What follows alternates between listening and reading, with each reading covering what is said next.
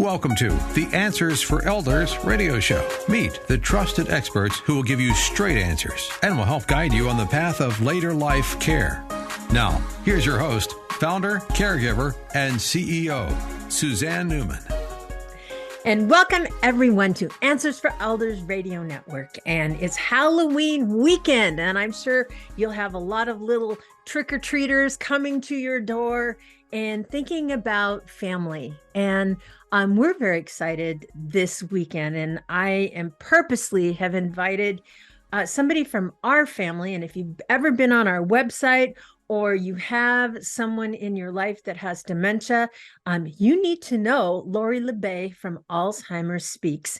And Lori has been doing a podcast on Alzheimer's for a very, very long time, even longer than I've been on the air. But we're just kind of very much sisters in philosophy and in values and all of those things. And I'm so thrilled that she's part of the Answers for Elders family. So Lori, welcome to the show. Well, thanks for having me. I'm so excited to be on your show again. I know, it's so important because this week to our listeners, we're going to kind of flip the table back and forth. And I wanted Lori to come on because we have a big announcement. But we're going to talk a little bit about family caregivers.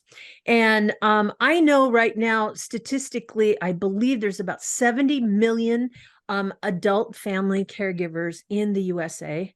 They spend an average of 20 hours a week in the care of a loved one. Some of them, and many of them, spend more than 40 hours a week caring for someone else. And they allow the rest of the family to go on with their regular everyday life. They make sacrifices each and every single day. They hit roadblocks.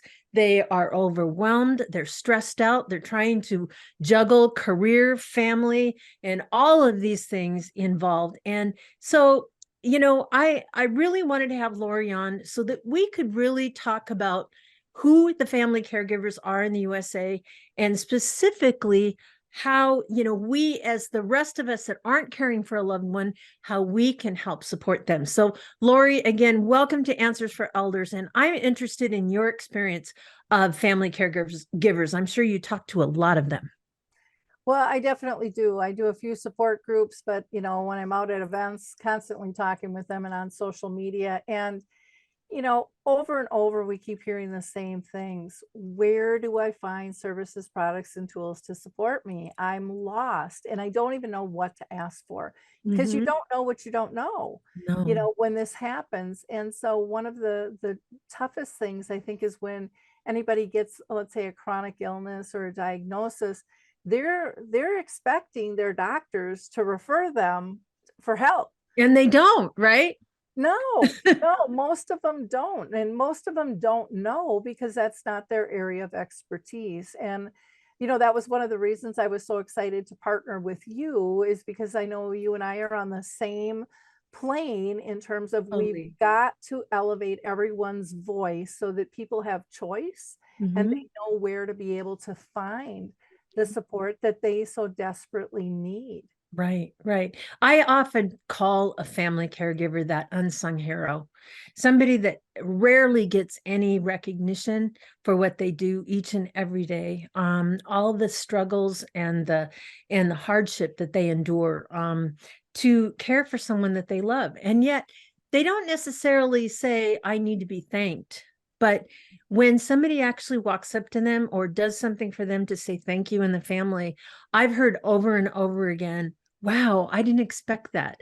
That is so amazing. And yes, you probably, if you're a caregiver and listening to this show right now, you're probably thinking to yourself, well, I don't need to be thanked. Well, you know what? There's also there's a difference between being thanked and being appreciated. And I think this is one of the things that I have found that's really interesting about this whole demographic is really understanding the family caregiver piece. You with Alzheimer Speaks, tell me a little bit about Alzheimer Speaks and how you interact with family caregivers, Lori. Well, I stepped in this space kind of kicking and screaming because it isn't something that I visualized I would be doing, but I was a frustrated daughter. And again, getting back to that services, products, and tools, and where are other people like us, I wanted to fill that gap. I Yeah. wanted to connect people using multimedia, and I wanted to raise the voice of not only the person diagnosed, but the families, because we really weren't heard. It was kind of medical model and academic model that was telling us how we should live our lives. And yet we're in the trenches every single day and we know the realities, but we weren't part of the equation. And Right. and so I thought that that was real critical. So, we serve up a lot of different free resources, from our radio show to dementia chats, which allows people with dementia as a panel to talk on certain topics Mhm. and teach us what it's really like. Right. What do Um, you think is most challenging to a dementia caregiver? Um, well, I just came from two support groups that I do today, and they all said patience. It's just, I need more patience. I'm exhausted, I'm tired. I don't know how to deal with something, Mhm. and that level of guilt when somebody snaps Yeah. or doesn't do something as well as they know they could have. Mhm. And they're very disappointed in themselves because they really do want to care well, but we don't teach people how to care. No. We need to share our stories. I mean, Mhm. even just you and I have done that, and how much we've learned from one another, Right. and how alike we are is, and to take that aloneness out of Mhm. the equation is huge. Yeah. And I also think too, I remember my days of caring for my mom. I felt literally like everything. I remember standing in the kitchen one day of my house, and I remember just visualizing the load that I had alone on my shoulders. And it was like I could almost visually see it in my brain of all the little pieces that I needed to hold in place. And yet I remember the feeling of, not being supported. I remember the feeling of, people really almost taking advantage of me because I was there, that they didn't have to step up and help and things like that. So I remember that dynamic that caused a lot of resentment in my family, me towards my family. And do you find that that's true overall, or do you find that my situation was unique? Oh, no, I think that's very common. In fact, the one thing I hear when I go speak all the time is, how do I fix my siblings? How do I get them to care? Yeah. How do we work as a group? And people really, really struggle with that. Yes, they do. And when you hear of a family who has it all figured out, I mean, I really let them know they are the unicorn in the room. Mhm. It's not the norm. Um, Yeah. Yeah. And I'm sure, like with dementia too, sorry, you need to learn to speak their language. It's always, like today might be 1945, when mom and dad wake up, and how do you deal with that? So there's this whole element I can imagine with the dementia caregiver of this added situation of having to figure out, where's mom and dad today mentally and emotionally, and all those different things that the disease as it progresses. Oh, definitely. And we always kind of live on a linear plane, the right or wrong. Mhm. And with Right. dementia, you kind of cross the veil and you go into playland and Hmm. go, whatever their reality is will become my reality. And Yeah. when you do that, you're letting go and you're keeping things calm. But Mm. some people have a really hard time going, I'm not going to lie. I can't do that. And it's like, Right. do you want your person calm and comfortable, or do you want to be right? I mean, that really is what it comes down That's to. it. That's it.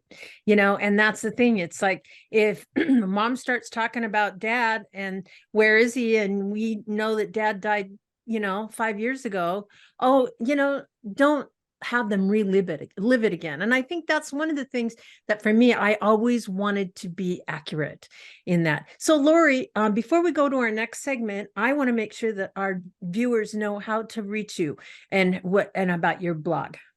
So just go to alzheimersspeaks.com and they can access everything. Go to our free educational resource section.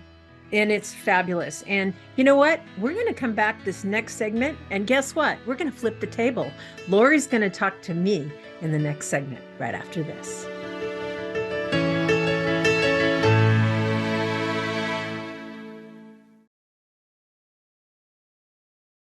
We at Answers for Elders thank you for listening. Did you know that you can discover hundreds of podcasts in our library on senior care?